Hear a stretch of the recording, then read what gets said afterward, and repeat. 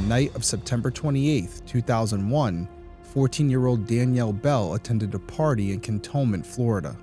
By the next morning, she was gone. Investigators later learned that Danielle believed she was pregnant with a 24-year-old man's baby.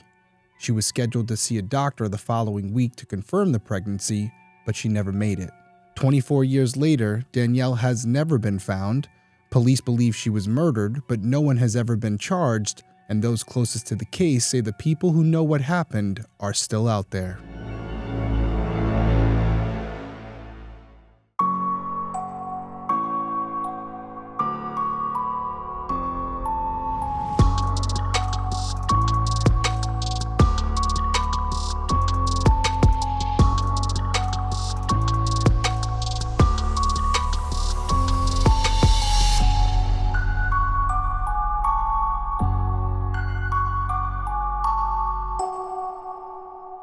Hey everyone, welcome back to Detective Perspective. My name is Derrick Levasseur. I'm a licensed private investigator and former police detective. Each week I'll be covering an unsolved case in story format. I'll then give you my perspective on the investigation and provide contact information for the individuals or organizations connected to the case so that if you have any tips, you can contact them directly and maybe you can help solve a case. So if you're someone who's interested in true crime, specifically unsolved cases, and you would like to hear my opinion on those investigations, please consider subscribing, whether you're watching on YouTube or listening on Apple Podcasts, Spotify, or whatever platform you use. And I know I say that same line every single week, but I do that because, yes, many of you have been here for a while, but we're getting new listeners and viewers every single week. So it's important that they not only know who I am and what I'm doing, but also how they can follow along to future cases because we really can make a difference. I know we just covered the Amy Bradley case, and that case skyrocketed. We had over 100,000 views on YouTube alone in only a week, all because you guys were sharing and liking the video and talking about it in the podcast forums. So basically, Google started recommending it, and now we have all these people coming over, not only to hear about Amy's case, but they're also going back and listening or watching the catalog of cases we've already covered over the years, which is extremely important because in most instances, they'll have never heard of them before, and maybe, just maybe, they or someone they know has something that can contribute to solving it. So that's the whole point. More eyes and ears, it cannot hurt. Which brings me to this case, and I'm going to talk about it in a second, but I want to just do a couple house cleaning things. First off, a reminder, I know we say it all the time on Crime Weekly, CrimeCon is coming up in September. If you want to go buy your tickets now. It's going to be in Denver. I'm going to be there with my co-host from Crime Weekly, Stephanie Harlow. But I'm looking forward to meeting some of you. I know last year, Detective Perspective was still new. We were nominated for an award, but it was the first year where I really had people start to come up to me and say, hey, love what you're doing on your show. And they didn't even really know about Crime Weekly yet. So that's a rarity. So I'm really looking forward to meeting all of you this year. It's a great event. There's a lot of spectacular people that attend this conference, and you also get to meet a lot of the victims' families and hear their stories. So to me, it's something that I try not to miss. I've been going for the past 5 or 6 years, and it's not only because it's a great time, it's a great opportunity to see you all in person, but it's also an opportunity to network and learn about other cases and what people are working on so that we can make a difference collectively as a community. And the final thing I wanted to mention real quickly is we now have a YouTube membership for Detective Perspective. You can see it up on the screen here if you're watching on YouTube. If you're listening on audio, this probably isn't applicable to you. But if you're a YouTube watcher and you like to have your comments featured or have some special emojis and want to make sure that I see your replies, this is the way you do it. It's not a necessity. You're still going to get every single case, and that's what's important here. But if you want to add a little something more to the experience, YouTube memberships is a great option. Not only all of the things I just mentioned are included, but also you get featured as a member on my actual YouTube page, which is pretty cool. So if you want to check it out, great, appreciate it, support the channel. But if not, that's okay too. I'm still going through the comments and reading as many as I can. So now back to what I was saying a few minutes ago about more eyes and ears and why that's so important to have as many people as we can seeing and hearing these cases. I always give my opinion on what I think could happen or what I think happened in the case. And I know a lot of you come here for that, but by no means am I some prophet, right? I'm a human being just like you. I've got some experience, but I don't always get it right. What's really important about these cases is not necessarily what I have to say. It's what you can contribute. And that really is going to be in play here for this case because, as I mentioned in the trailer, this case as of September will be 24 years old. That's a long time. And what am I going to do behind this desk? Not much other than give it the exposure it deserves and rejuvenate it because I guarantee you most of you have not heard about it. And that's what I also have to keep reminding myself because as I was going over the information in this case, I was saying, where do I go here? What am I going to cover in the perspective that's going to be enlightening and new? And the reality is it doesn't have to be. I'm going to give you my opinions on what I think happened or what could have happened, who might be involved. But overall, my number one job is to relay the information to you guys, to be a good storyteller, if you will, so that you have an accurate and detailed assessment of what happened here. And then you can come to your own conclusions, and maybe by you sharing it, the person who can actually make a difference, the person who's from that community, who maybe has information about a person who was there that night, can contact authorities and they can do something where then I can follow up, come back to you guys and say, hey, you know what? We made a difference. We got one. That's what this is. This is a crowd-solving opportunity for all of us. Yes, I'm the one relaying the information. I'm the conduit between the case and you guys. But overall, it's not about me.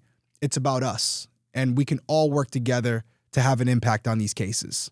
So that's what we're going to do tonight. I'm going to give you a detailed, accurate assessment of this case and where it currently stands. I'll give you my perspective and as far as some of my opinions on this particular investigation. And then I'm going to allow you guys to take it and run with it. And hopefully someone out there comes forward and I have new news for you guys very soon. I also want to add before I dive into the case, when we talk about having details and accuracy, Danielle's sister Bonnie worked with us on this episode. So I want to give a special thank you to you, Bonnie, for not only helping us with the case, but also allowing me to tell your sister's story. We have a lot to cover. I don't want to waste any more time. Let's dive into this week's case. Danielle Bell was born on July 28, 1987 to Susan and Matt Bell. She grew up in the Pensacola, Florida area with her sister Bonnie, who was 6 years older. Despite the age gap, Danielle and Bonnie were extremely close. Bonnie remembers Danielle as being super outgoing. She was friends with everyone. In 2000, when Danielle was around 12 years old, her parents divorced. Danielle continued living with Susan while Bonnie, who was 19 at the time, had her own place and was attending college locally. During this whole time, Danielle stayed close to both her parents and to Bonnie. But according to Bonnie, their mother wasn't a very good mom. Susan was neglectful and treated Danielle more like a friend than her child. She also struggled with substance abuse and was in and out of jail. And all of this meant that Danielle could pretty much do and get away with anything. In the spring of 2001, Danielle was 13 years old when she met Alfredo Sanchez Jr. through a friend. Alfredo was not the type of person you wanted a 13-year-old girl to be around. He was 24 years old, he already had a criminal record and, according to police records, had a reputation for always having young girls around him. He was also known to supply them with drugs and alcohol. Alfredo was a predator, and he saw Danielle as his next prey. By May, people were already seeing Danielle with him, sometimes under the influence. Witnesses also said that they saw Alfredo hugging and kissing Danielle, and he wasn't trying to hide his intentions. Eventually, Danielle and Alfredo both told multiple people that they were having sex. And I hate describing a 24-year-old male and a 13-year-old female as quote-unquote having sex, because that's not what it is. Because having sex implies that it was consensual, and that wasn't the case because Danielle legally couldn't give consent. This was rape, point blank, period. It's statutory rape. She wouldn't be allowed to give Alfredo consent. He's the adult here. It should have never happened. Full stop. That's the only way that you should be describing it. Alfredo raped Danielle. There was no having sex. I only described it as that because that's what other people told witnesses in this case. But make no mistake about it, that's not what this was.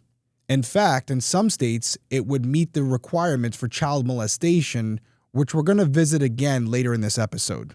But as far as where we are right now, in July, Danielle turned 14 and continued quote-unquote dating Alfredo. Susan later claimed that she didn't know the two of them were in a relationship and that Danielle had told her she was just babysitting Alfredo's child, But Bonnie doesn't believe that's the full truth, and we're going to get to that later as well.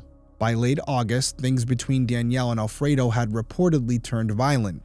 According to police records, at one point, a friend noticed that Danielle had a black eye, and when the friend asked what happened, Danielle said, quote, "Alfredo hit me." Another time, a friend found Danielle crying and extremely upset. She looked like she was on the edge of a nervous breakdown, and Danielle explained to her friend that she and Alfredo had broken up. Then Danielle went on to say that allegedly, some of his friends gave her large amounts of drugs, and once she was impaired, they proceeded to gang rape her. And at this point, Bonnie knew nothing about any of this. She didn't even find out about Alfredo until September 16th.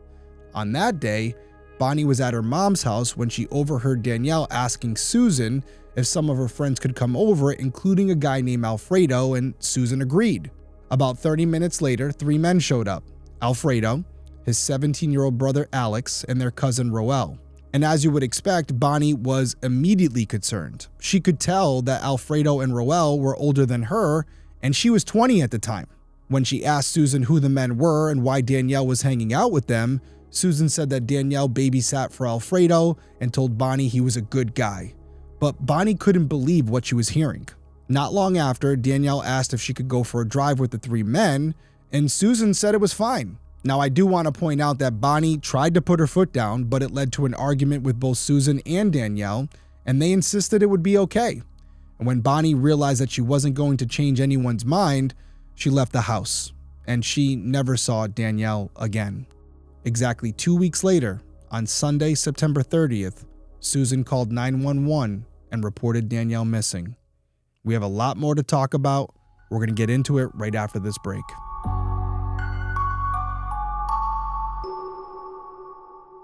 Shopping, planning, and cooking food really can be simple and stress-free. Imagine having your weekly shopping cart filled for you and your meals for the week decided on. Taking all the work off my plate is why I love Hungry Root. Hungry Root helps you eat well and reach your diet or health goals. So whether you're gluten-free, dairy-free, high-protein, focused on gut health, or anything else, Hungry Root has you covered. Just take the quick quiz, and their smart cart technology recommends groceries, recipes, and supplements tailored to your taste and needs. It's like having your own personal shopper and chef all wrapped into one, so you can spend less time planning and more time doing what you love. And with my offer, you'll get a free item like a premium protein, veggie, or sweet treat in every box for life. And I've talked to you guys before about Hungry Root. I've tried their ribeye, I've tried the pesto salmon, I've also had their Caesar salad, which you make yourself, and then I've also had their roasted veggie guacamole, which me and my daughter Tenley absolutely love. I really enjoyed their food, and I also like that there are snacks and different things in there that I wouldn't necessarily see in my local grocery store. So it's kind of like a little pleasant surprise at the end of each month where I pick out what I want, then I forget about it. Then when I receive the box, I'm happy and I'm full. And Hungry Root holds all of its food to high standards, screening out over 200 additives, including high fructose corn syrup, artificial sweeteners, and preservatives. They source only high-quality meat and seafood with no hormones or antibiotics. They offer organic produce and non-GMO options as well, and carry trusted healthy brands like Oatly, Vital Farms, Ithaca Hummus, Harmless Harvest, and many more. So take advantage of this exclusive offer. For a limited time, you can get 40% off your first box, plus get a free item in every box for life. All you have to do is go to hungryroot.com/detective and use my code DETECTIVE. Very simple. That's hungryroot.com/detective, code DETECTIve for 40% off your first box and a free item of your choice for life. One more time, that's hungryroot.com/detective, code DETECTIVE.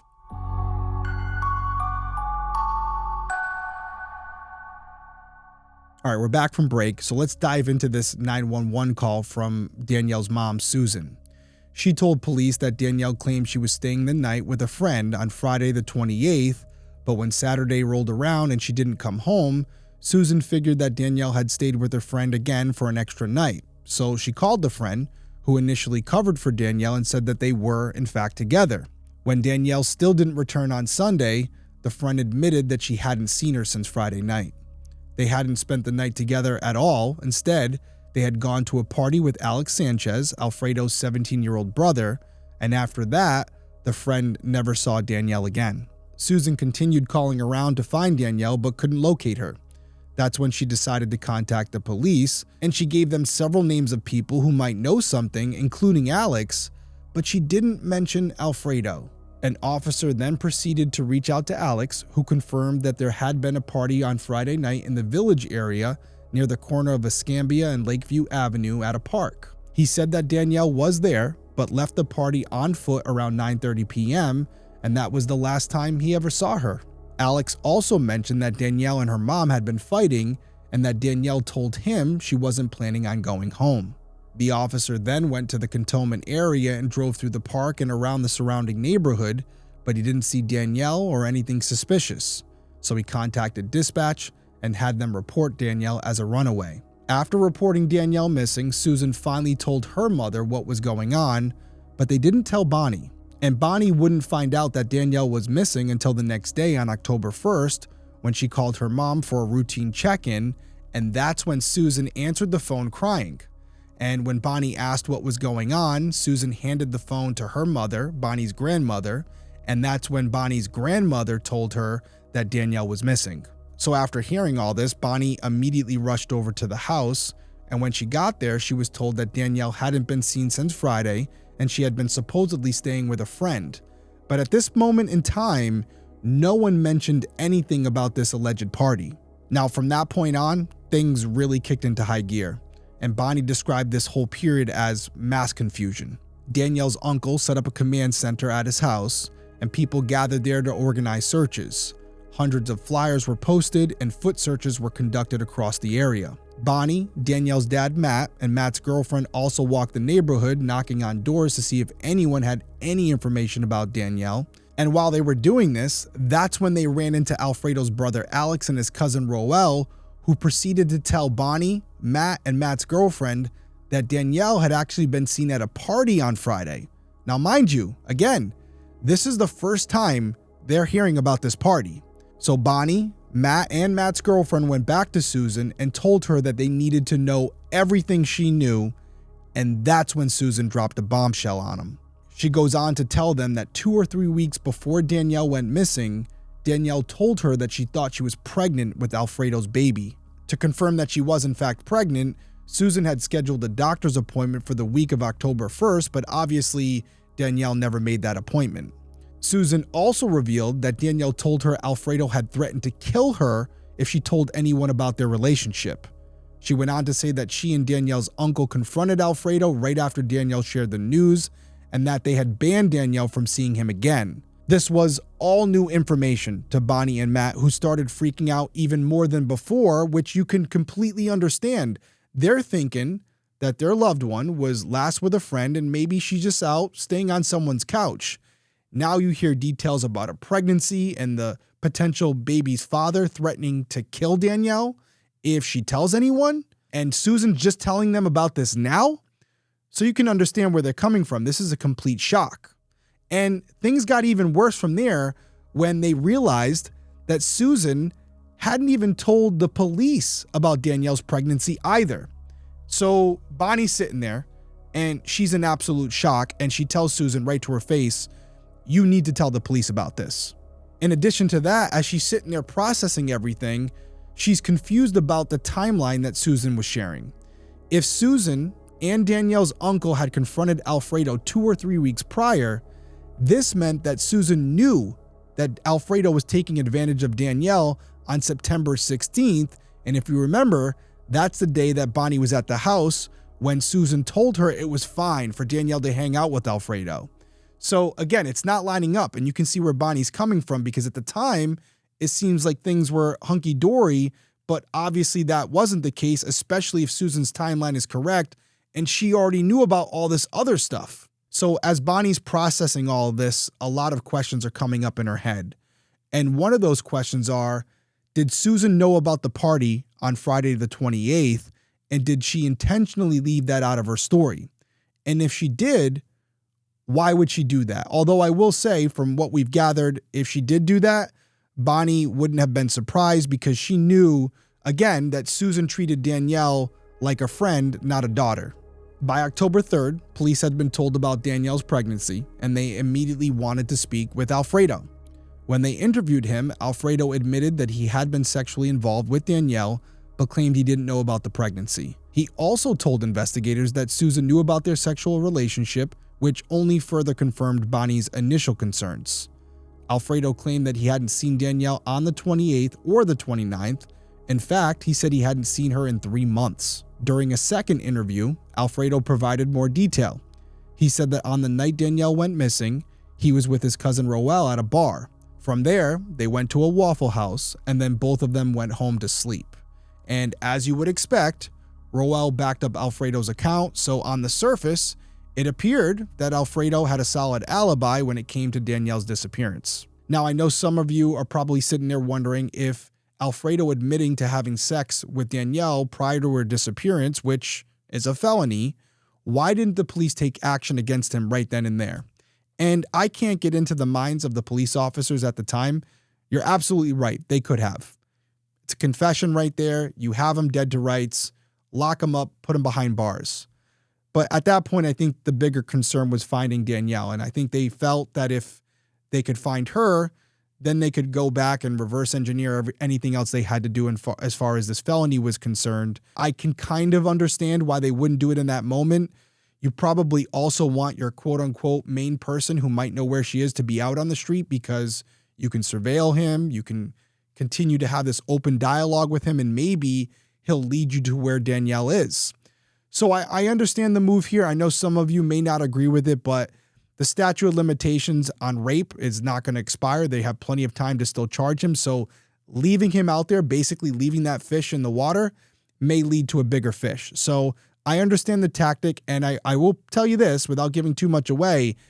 This isn't the last time we're going to talk about this. So the investigation continued, and police interviewed multiple people who had seen Danielle on the night of Friday, September 28th. One of Danielle's friends, who we're going to call Tiffany for the sake of this story, said that between 11:30 p.m. and midnight, Danielle left the park party to go to a house party located at 588 Cedar Tree Lane in Cantonment. The rural home belonged to 26-year-old Robert Bassett Jr., a friend of Alfredo's, who had a criminal history as well dating back to 1995. Tiffany told investigators that Danielle left the park in Bassett's car with Bassett and Alfredo's brother Alex. Tiffany eventually made her way to the party as well. According to Tiffany, between 1:30 and 2 a.m., Alex drove her and her boyfriend to her boyfriend's house. After dropping him off, Alex drove Tiffany back to Bassett's house, and when they got there, Tiffany found Danielle asleep. She woke Danielle up, and Alex drove both girls to Tiffany's house.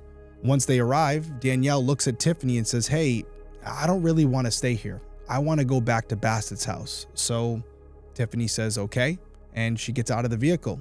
That's when Danielle leaves with Alex as Tiffany walks inside, and Tiffany never saw Danielle again.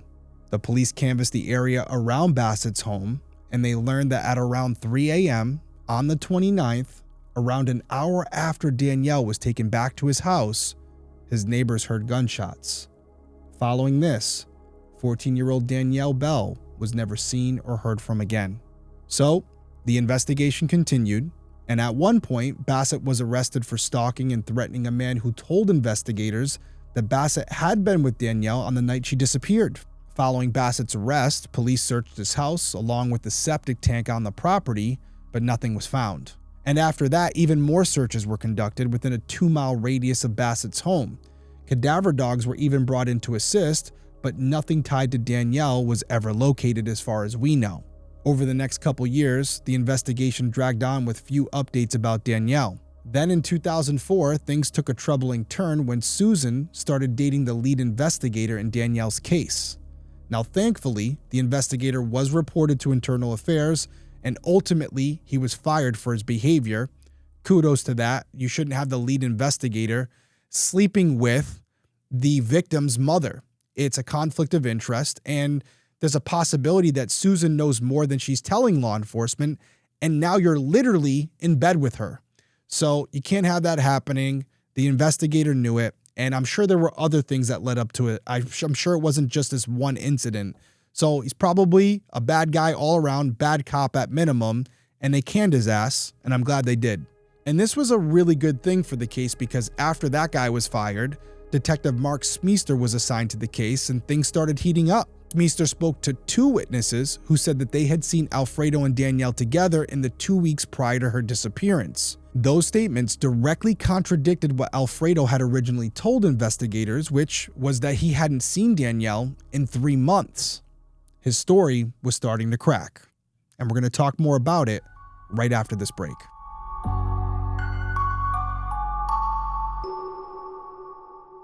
DeleteMe makes it easy, quick, and safe to remove your personal data online at a time when surveillance and data breaches are common enough to make everyone vulnerable. I don't know if it's just me, but lately, over the past maybe year, I've been getting a ton of scam text messages and phishing emails. I usually pick up on them right away, but they're getting so good now because they have personal details about them that it's getting harder and harder to detect the real ones from the fake ones.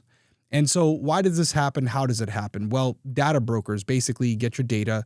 And what do data brokers do? Well, they get your name, your contact info, your social security number, your home address, even information about your family members and sometimes your friends. This can all be compiled together by data brokers and then they sell it online. So basically anyone on the web can buy your private details, which can lead to identity theft, phishing attempts, and harassment. But now you can protect your privacy with DeleteMe. And by now you guys probably know I've been using DeleteMe for a while. I get my monthly report and I always like to review it to see where my data is online and what DeleteMe is doing to remove it, because it's important, right? You have this product, you want to make sure it's doing the right thing. And as someone who is online and gives my personal opinion a lot, and maybe some of you don't always agree with it, my privacy is very important, not only for me, but for my family. So having something like DeleteMe is extremely critical to not only me personally, but also professionally. And even if you're not someone who's publicly available online, you still, unfortunately, may have had some experiences with identity theft, been harassed or doxxed, or if you haven't, I'm pretty confident that you probably know someone who has, and DeleteMe is here to help. So take control of your data and keep your private life private by signing up for DeleteMe. Now at a special discount for my listeners and viewers, today you can get 20% off your DeleteMe plan by texting DETECTIVE to 64,000. That's 64000. Again, the only way to get that 20% off is to text DETECTIVE to 64,000. One more time, that's DETECTIVE to 64,000. Message and data rates may apply.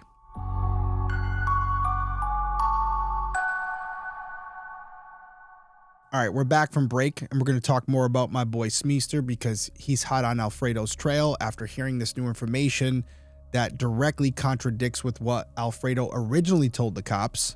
So he brings Alfredo back in for another round of questioning, and surprise, surprise, Alfredo's story has now changed. He says that the last time he had actually seen Danielle was at another girl's house a quote, couple weeks before Friday, September 28th. He also claimed that on the 28th, he stayed with the woman we're going to call Laura. He said that he was with Laura at her house from Friday afternoon through the following Tuesday.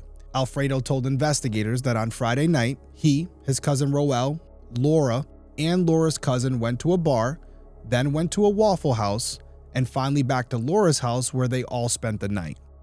When police interviewed Laura, she confirmed Alfredo's story, and she said that she had been with him on the 28th and for several days after. So Detective Smeester kept pounding the pavement, kept talking to witnesses, and soon he spoke to several people who said they had seen Alfredo at the park party on September 28th. But that's not even the worst part. He was seen with Bassett, Alex, and Danielle. Some of those witnesses even overheard Danielle say that she was going back to Bassett's house with Alfredo. And at least one person from the park party told police that he went back to Bassett's house party and saw Danielle there, and yes, she was intoxicated. So now you have multiple people placing Danielle with Alfredo on the night she disappeared, and his story about staying with Laura and Roel is no longer holding up. And now he doesn't have a solid alibi. So what does a good detective do? Exactly what Smeester does. He tracks down Laura again, and this time, she admits that she lied. She goes on to tell investigators that Alfredo did not stay with her at the house on September 28th. Instead, he told her he wouldn't be staying because there was, quote, something we have to do, And when he made that statement, he was with Roel and Bassett. Laura wrapped up her statement by saying that Alfredo asked her directly to lie to the police for him, and she agreed. And unfortunately, this is something that happens more than you think, especially if there's a romantic connection there.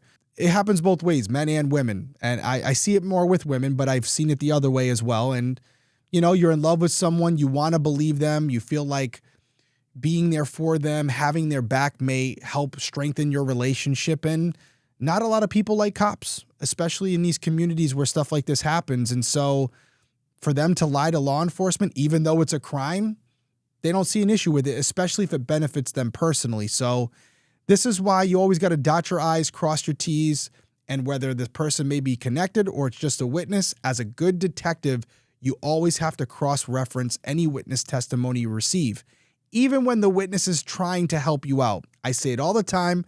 I'll say it as long as I do this show. You have to corroborate these stories because sometimes witnesses just get it wrong. And then in other cases like this, people are directly lying to your face. And so you have to approach both the same, get their stories, write them down, lock them into it, and then go out there to try to physically confirm what they're saying. That's what Smeester did here. That's why he got to the bottom of it. That's why he's good at his job and the other guy got fired. However, even with this new information, Detective Smeester didn't feel like he had enough to arrest Alfredo for Danielle's murder. But in 2005, he did have enough to charge Alfredo with 2 counts of lewd or lascivious battery and molestation in relation to Danielle, and that's exactly what he did. Big fan of Smeester over here. I like the way he operates. So, while Alfredo was behind bars, investigators re-interviewed him about Danielle's disappearance. Alfredo once again claimed that he was with Laura during the weekend of September 28th, and that's when Smeester told him that the investigation showed otherwise. Alfredo responded that Laura was lying, and then he changed the subject. The very next day, Alfredo pleaded no contest to the sex offense charges, and he was sentenced to 45 years in prison. Not long enough if you ask me. But even with Alfredo behind bars for an extended period of time on these sex offenses, the job wasn't done yet. They still had to figure out what happened to Danielle, so police continued trying to speak with Alfredo, but every time he told them the same story, that he was with Laura the weekend Danielle disappeared. But as we know, based on everything that Smeester gathered and witness accounts, that's not true. And guess what? The police agreed, because they also knew that what he was saying was a lie. So in 2007, Alfredo was also charged with lying to investigators about his alibi. And in the paperwork filed for that charge, police revealed that they believed Danielle had been murdered and that her body was disposed of by one or more people. And this was a real revelation for Danielle and her family, but at this point, law enforcement, although they didn't have enough, they felt confident enough to put that information out there. Alfredo wasn't going anywhere. The secret was out. He knew that they were coming after him. So they wanted to put it out there, point blank period. Hey, listen, we think you were involved in Danielle's murder. It may have been just you, or you may have had accomplices, but we know at least you're involved and we're going to charge you for it. And that's exactly what they did. And ultimately, Alfredo was sentenced to an additional 7 years and 11 months in prison for just lying to the police. So they're really dropping the hammer on him here. And you know why they're doing it. They're doing this because they have him on all these other charges dead to rights. They don't have enough for the murder yet, but what they're probably saying internally is, hey, listen, we may not have the murder charge yet, but we can put him in prison for probably the rest of his life. And that's exactly what we're going to do based on these other charges. And kudos to them. They're still building the case. They're still working on it. But as of right now, they want to make sure that Alfredo's off the streets. He's a dangerous person. They don't want any more victims. So while still working Danielle's case as a murder case, they also hit him with these other charges, prosecuted them properly, and ensured that he wouldn't hurt anybody else again, at least for the time being. And even with Alfredo officially off the streets for an extended period of time, the investigation continued, but unfortunately, our guy, Detective Smeester, retired and new investigators were assigned to the case. Now, according to Bonnie, she felt like the new investigators didn't seem as motivated to solve it. So basically, she started digging into Danielle's case herself. And the more she dug in, the more Bonnie continued to have suspicious feelings about her mother. And those suspicions only worsened when she learned that Susan had actually known Alfredo before Danielle ever started quote-unquote babysitting for him. In fact, she was even buying her drugs from him. And knowing what she knew about her mom, Bonnie told us that she wouldn't be surprised if Susan had essentially been trafficking Danielle to Alfredo in exchange for drugs, or at the very least, turning a blind eye to what was happening so she wouldn't jeopardize her drug connection. Bonnie shared these concerns with police, but they never formally interviewed Susan, who by then had become homeless as she continued to struggle with drug dependency, and she had even turned to sex work to kind of generate some income. And I know some of you are hearing that and probably shaking your head and saying, why? Why wouldn't they go speak to her? I think it's a variety of things. Without me actually being in the office with the detectives, I think it could be laziness. It could be complacency. It could be a combination of things. It also could be the fact that at this point, Susan's not going to tell you anything she hasn't already told you or is willing to tell you. And her mental state is probably way worse than what it was. More importantly, from what I've gathered, and maybe Bonnie will disagree with this, and if she does, she's going to weigh in down in the comments, but I think Bonnie has suspicions about what Susan knew, but I don't think Bonnie believes that Susan was directly involved in Danielle's murder. It may give you some context. It may kind of build a stronger connection. If anything, it's going to implicate Susan a little bit more, but I don't think establishing that connection on a police report is going to help us locate Danielle. I think whatever happened to Danielle is separate from whatever relationship Susan had with Alfredo. At least that's my opinion.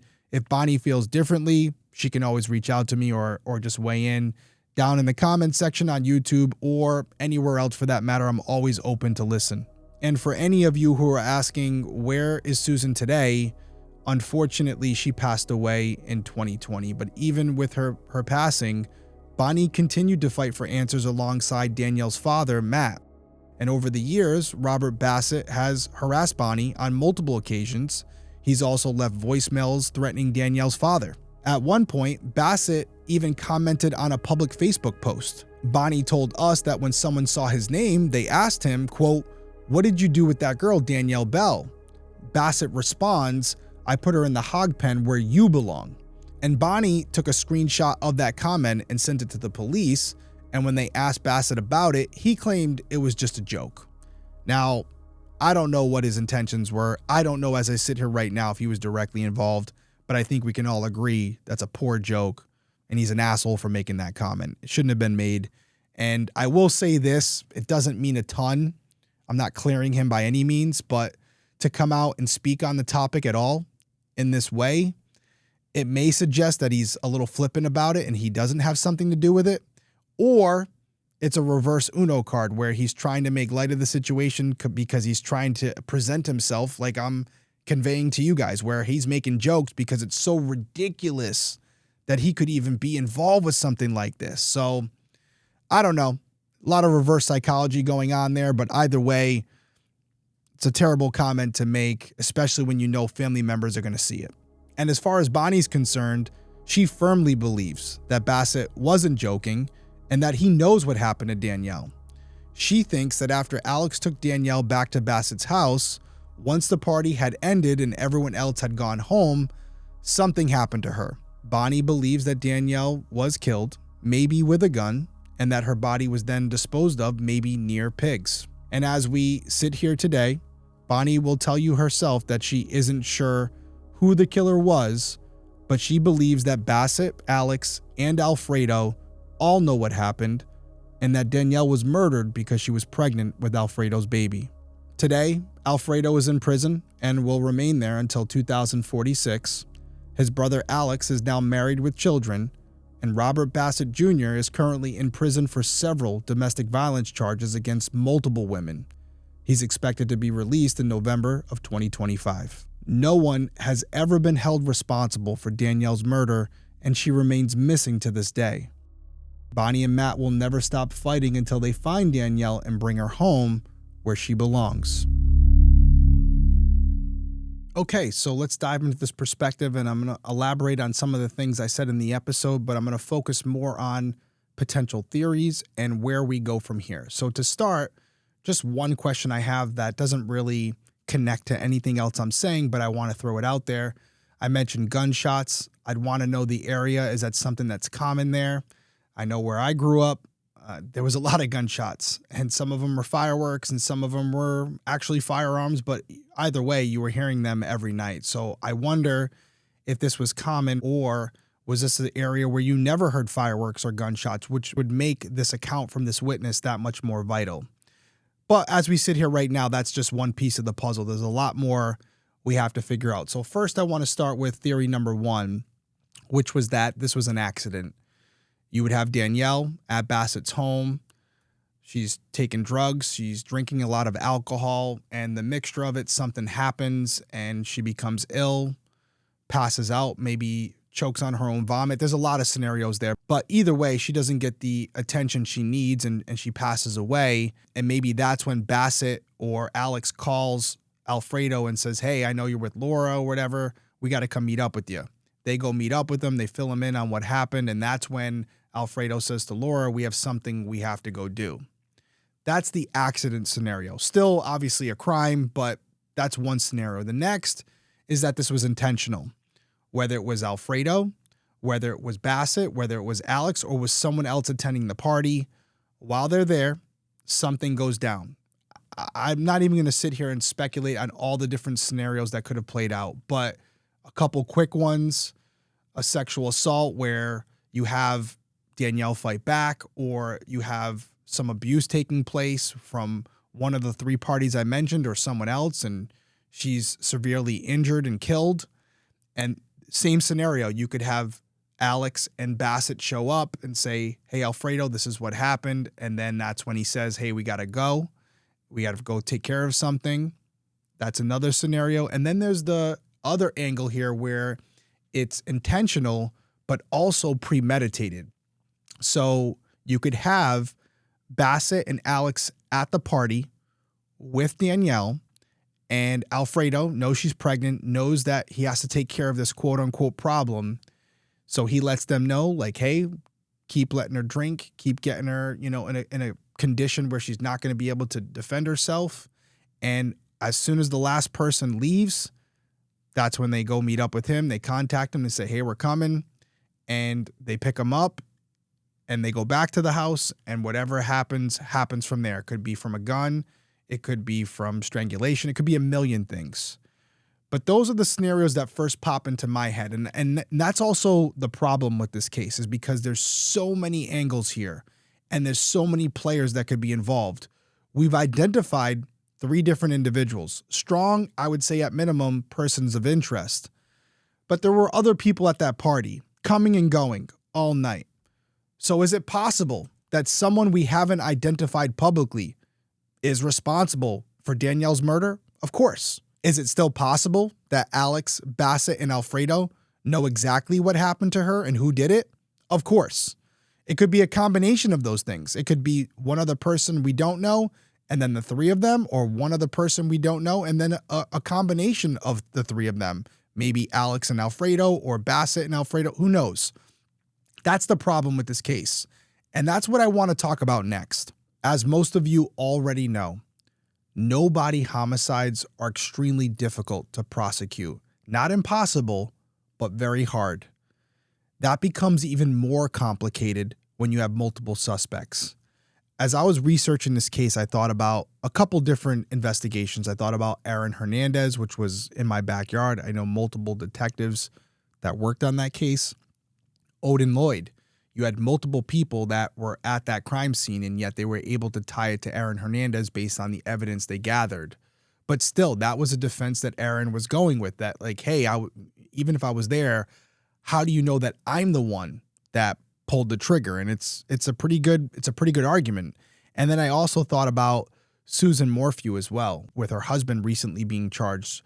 That's a case where it's not a concrete slam dunk case, but he's the only suspect you really have. He's the last person to be seen with her, and then you eventually find her body. So that's why they were able to pursue that case. Although still very difficult, a lot stronger of a case than what we have here with Danielle. And that's really easy to see when you think about it, because we not only have no body, we also have multiple suspects. So to have both of those hurdles in one case, most lawyers are not going to take that on. And I can understand why, especially if you go after these guys and you miss, because that's the only shot you get. And with having at least Alfredo behind bars for at least the next 20, 30 years, you have some time. You have some time to let things marinate. And I know a lot of you are going to push back right there and go, oh my God, it's already been 24 years, Derrick. How much more time do you need? As much time as it takes. As much time as it takes to get that last piece of the puzzle. And as I sit here right now, what do we need to get over the finish line? Well, first and foremost, we need to find Danielle. Mostly because her family deserves that. They deserve to be reunited with her and give her a proper burial and allow them to mourn and know finally that she's not coming home. The secondary benefit to finding her would be the location that she's found. It's not always a guarantee, but potentially if she's found at a location that connects to one of these three suspects or more than one of them, maybe that's the last thing the attorney needs to say, hey, you know what? We're going to go for it. She was found in a hog pen that's owned by Bassett's uncle or cousin.